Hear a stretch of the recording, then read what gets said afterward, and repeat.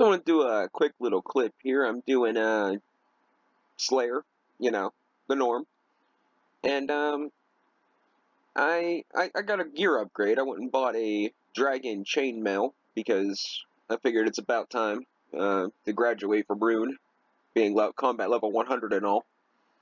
So I went and did that, and I got it for like 100k underpriced.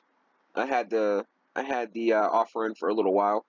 But the reason I'm doing this little video is these guys happen to drop herbs, and they happen to drop ensouled heads. So I finally got a high enough herb lore to get the herb sack. So I went and got me one of those, and it's fairly useful. I mean, I don't know if it's 750 points useful, but it's fairly useful. So that's nice to have to keep my inventory clean whenever I'm doing tasks like this far away from the bank. But I also decided at one point that the Soul Bearer mini quest didn't seem too bad to do, so I check it out. And I went to do the Soul Bearer mini quest, and I got the Soul Bearer thing, and it costs 1 soul rune and 1 blood rune per ensouled head. And I didn't exactly know how this thing worked, but I figured the quest was so easy and so short that I might as well just go for it. So I got it, and I gave it 50 charges. And my expectations, my hopes, were that the ensouled head dropped from the guy onto the ground, and it got automatically, instantaneously transported directly to my bank account. Now, that is not the case. And, I mean, for as easy as the quest was, I can understand it. But at the same time, for the cost of the charges, it's really not that great. Because you have to pick up the head, and then you have to click it to send it to your bank. And, I mean, in some tight spots, I guess, if you need the inventory space and the ensouled heads are that important to you, it wouldn't be all that bad. But honestly, it's not even worth it. Like, I'll use up the 50 charges I got if I ever find a need to use them. But I wouldn't even bother doing the mini quest. Like, and that's my opinion, because I mean, it costs like 450 GP per charge, and ensouled heads usually range from 1k to 5k typically. Ooh, a loop half, nice. Typically range from like 1k to 5k or something like that. So like, and typically if you're selling them, you're not doing the whole prayer thing, which I haven't done yet. I plan to try it at some point, but not yet. And typically if you're selling them, that takes away from the profit like so much that it's barely even worth it. So that's just my opinion and my little excerpt for the episode. Later on. Hey guys, so this episode's going to be just a bunch of random snippets of rune-related things. My thoughts on different items, some various plans for the future or different ideas, and yeah. So first off, I'm thinking that right now my Slayer level is. Let me dump this special on this guy real quick. But right now my Slayer level is 80, so getting experience, levels is taking significantly longer. So I'm thinking I want to get a cannon again. I usually don't like it because they're so freaking expensive, but now I'm making significant money doing Slayer. So I was thinking to keep things into a check and balance kind of perspective and keep things in a realm that I'm comfortable with, that I will take 10% of the gross income from Slayer, and I'll write it down in a notepad on the computer here, and when I get to a certain amount, I'll buy a cannon, and then after that, I'll continue to keep 10% back to dump into cannonballs, just so I'm completely paying for this account using in-game money, Only thing I paid for thus far is 1 month of membership to do Recipe for Disaster. Or no, to start off the account, I did Recipe for Disaster on my first free-to-play bond. So, I don't want to actually spend money on the game, because I don't really have any. I'm having a financial discrepancy with some paperwork at the moment that is prolonging some things that's making life a little more annoying than it needs to be. But, I think that's what a lot of people get paid for, is to make life more annoying than it needs to be. But anyways, that's my plan for a cannon. So like if I do Blood Veil tasks in the future, uh, I'll have cannonballs and I'll have a cannon, and it'll be completely funded by Slayer, and I'll still be making plenty of money to resupply and to buy bonds. Um, so I don't feel bad about spending a ton of money on cannonballs. And if I ever get back to cleaning the kitchen, I can AFK cannonball make too on occasion to get my smithing up as well, because I want to get to 73, and right now I'm like 63 or 64, so that's going to take a little bit of time. But I mean, if I'm cleaning the kitchen and organizing what's left to organize, I could probably make 600 or 700 cannonballs in that amount of time, so that'll cut the cost a little bit. I'm doing 10% gross income of what's dropped in total, without taking into consideration what I'm using, because 10% isn't a big amount. So I figured it'll be fine. Like if I was going to go like 25 or even like 45% or something, I might cut out the cost of like items I'm using. Like if I get a task that requires me to use like diamond tipped bolts or some crap, I might worry. But seeing it's only 10%, I'm not going to do all the math calculations. Another thing I was considering, I've been watching a lot of people do Wilderness Locked Iron Man accounts, and when and if when and if my financial discrepancies come through, I was thinking about finding a way to fund a second account to do some sort of Locked Iron Man video thing, but I might wait till winter to uh, think about doing something like that, because I'm doing more and more outdoor stuff, and I don't want to waste the bond, because that's like money down the drain, and I don't have the money to just throw away. But I was considering it because it seems to be rather popular, and I think it would be fun. Now, if I go through with it and I do some version of an Iron Man account, I will not do anything that prohibits me from using a bank, because that sounds like torture to me. That doesn't sound like a fun game to play. It doesn't sound like fun content. It sounds like somebody has a huge masochism kind of problem to do something like that. So, no matter what rules I come up with or what I decide to do, if I decide to do it, there will be no um, locked out of the bank role, because that just sounds completely and utterly horrible. Uh, I was thinking about doing something along the lines, maybe not wilderness, because my PKing skills are a little off, and I get a little bit rage induced whenever I'm in the wilderness. So I was thinking about maybe doing like a town by town locked account. Like I have to do a certain level of achievements to get to another town, and then I can use 2 towns, and then unlock certain quests, certain skills, somewhere along those lines.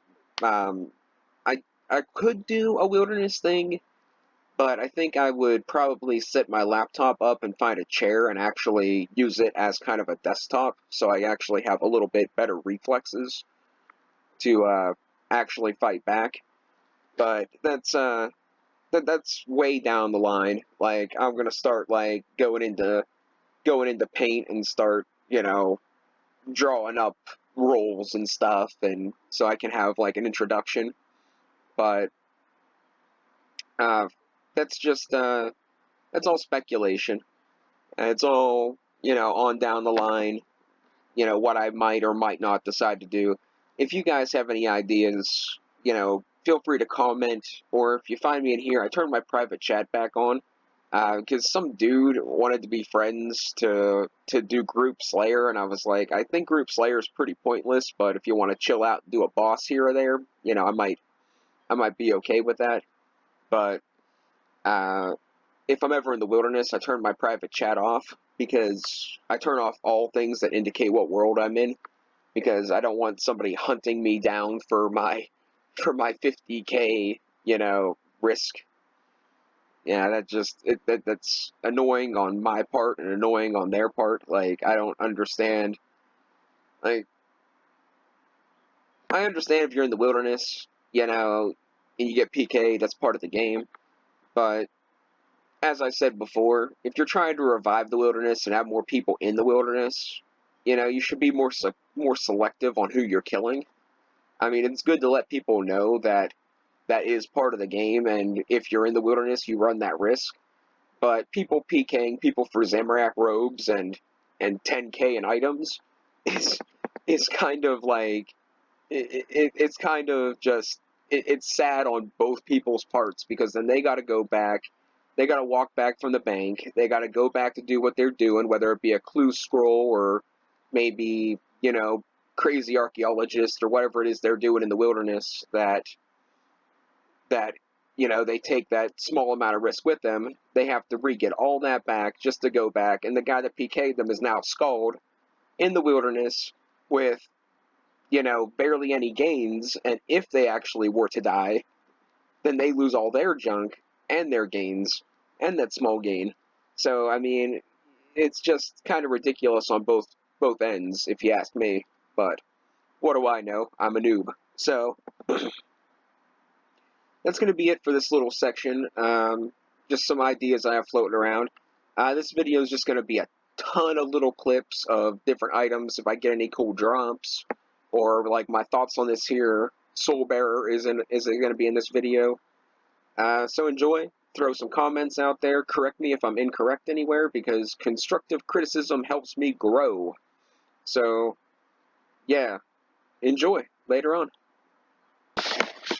Oh man, it's a great morning to be extra awake, extra early to play video games on the weekend. Let me tell you, it is fantastic to be woken up a couple hours early by some annoying, I don't know the correct words to use without getting like, um, doesn't matter. I'm awake, can't do anything about it.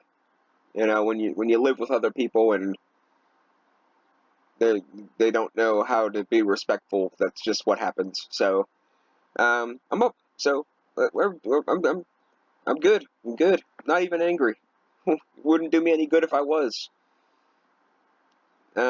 So I am gearing up for something in particular. It is a hard clue scroll, if you couldn't already tell.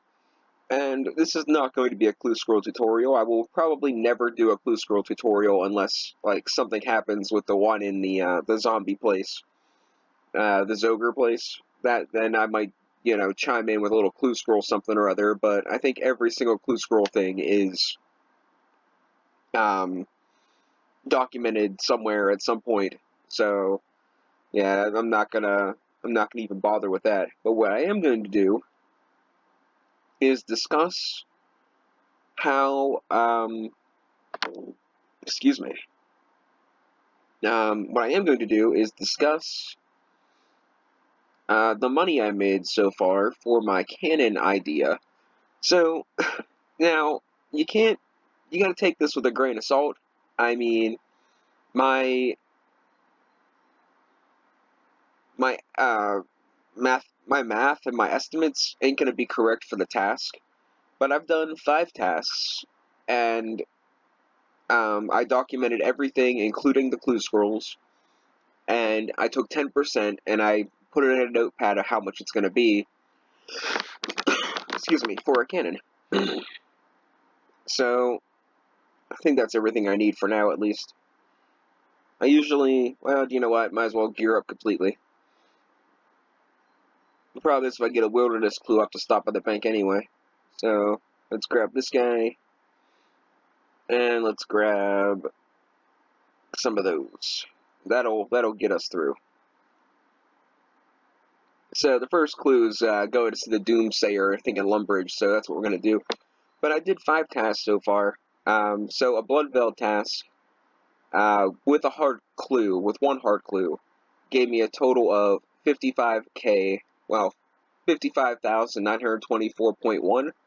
So 559k from the completed task. So 55, pretty much 56k is going towards the cannon. Most of that money, obviously, came from the clue scroll. I got 44 44,990 GP towards the cannon from the clue scroll. So I got 440, might as well say 450k from 1 clue scroll. So that's kind of exciting. I thought it was gonna be a thing. I thought it was gonna be a puzzle box. You guys could see me do one of those on camera.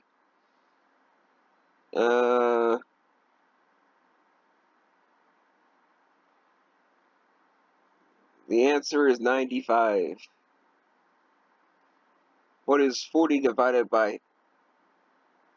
Yeah, 90. Okay, that's tricky. Divided by a fraction. That's annoying. Why would anybody do that? I just have it looked up on the side of the screen, but I mean, still, that's kind of that's kind of tricky.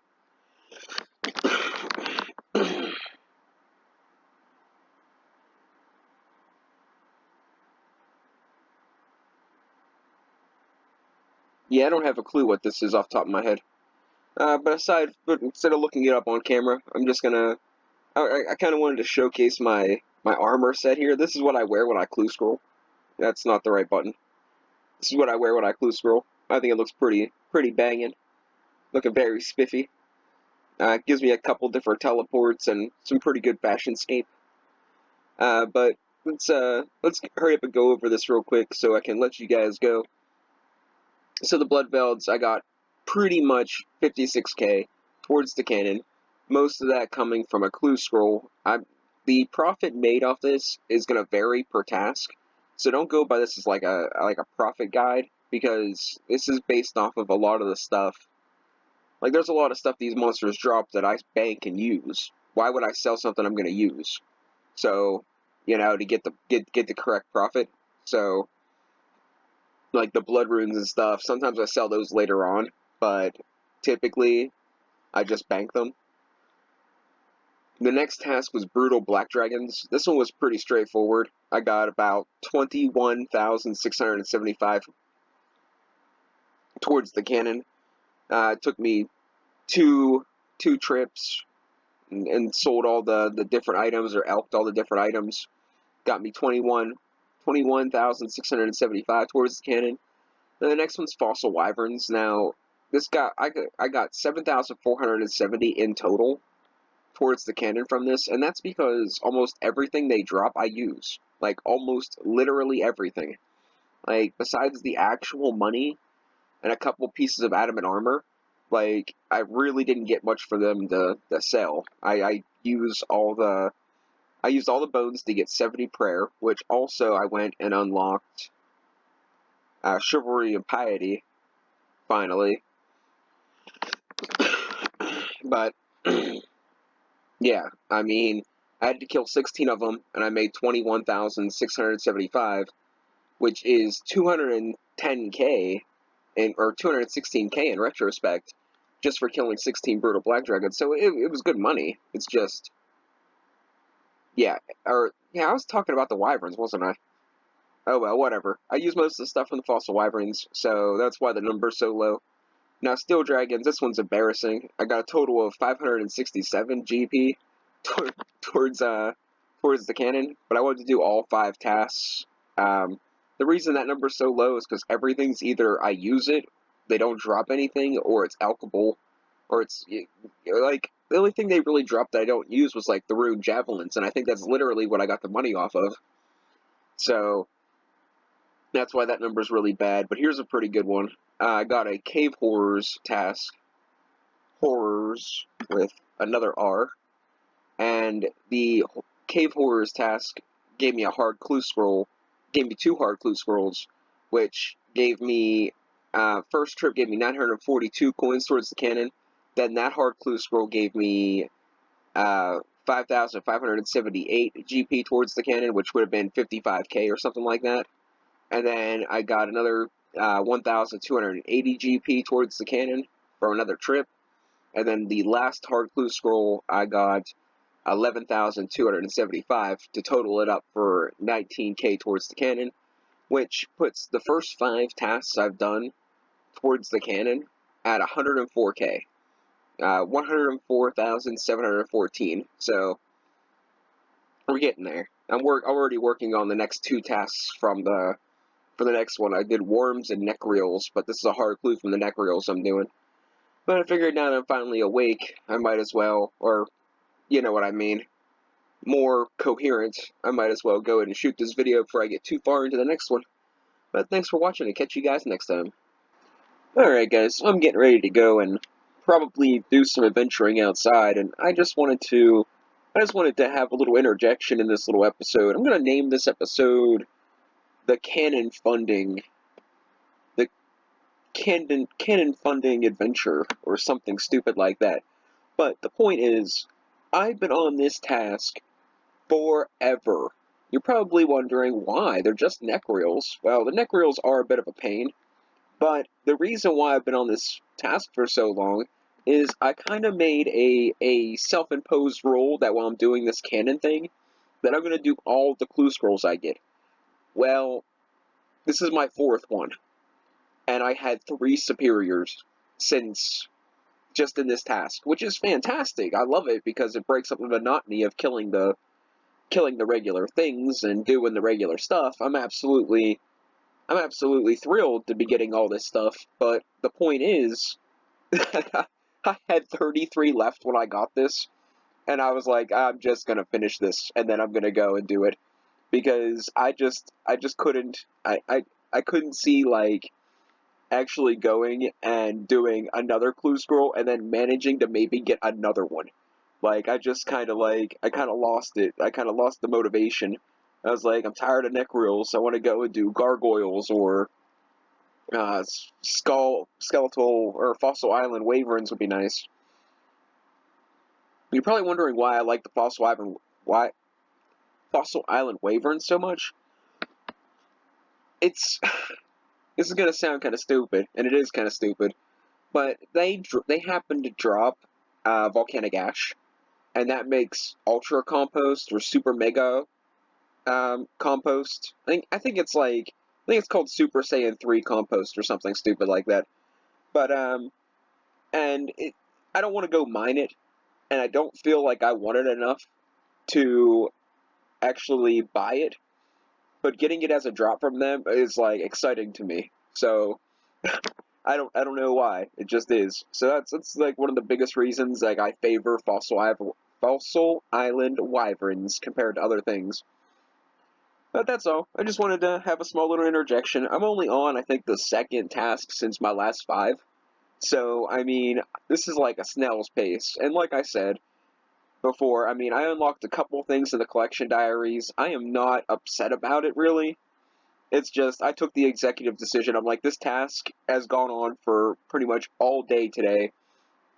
Between me walking to the store and grabbing some food, I've been on this Necros task since I woke up, and I'm just like, you know what?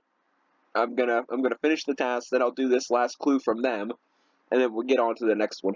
But all right, guys, that's all for that. I'll catch you guys next time later on. I don't know. This might be the end of this section of the episode. I'm going to do it in several parts until the point of me actually buying the cannon and maybe like the first 2,000 cannonballs. And then I think I'm just going to end it. It's like kind of a mini series, a little tangent. It's nothing really a big deal. I just thought it was a clever idea to fund a cannon, considering how much a cannon costs, unless you have like some sneaky, underhanded way of doing it. Considering how much a cannon costs, I just think that it's a clever way of funding the cannon, doing like a 10% of your Slayer profit. So I figured, people watch it, great. People don't like it, I can't please everyone. I think it's a cool idea. So catch you guys later.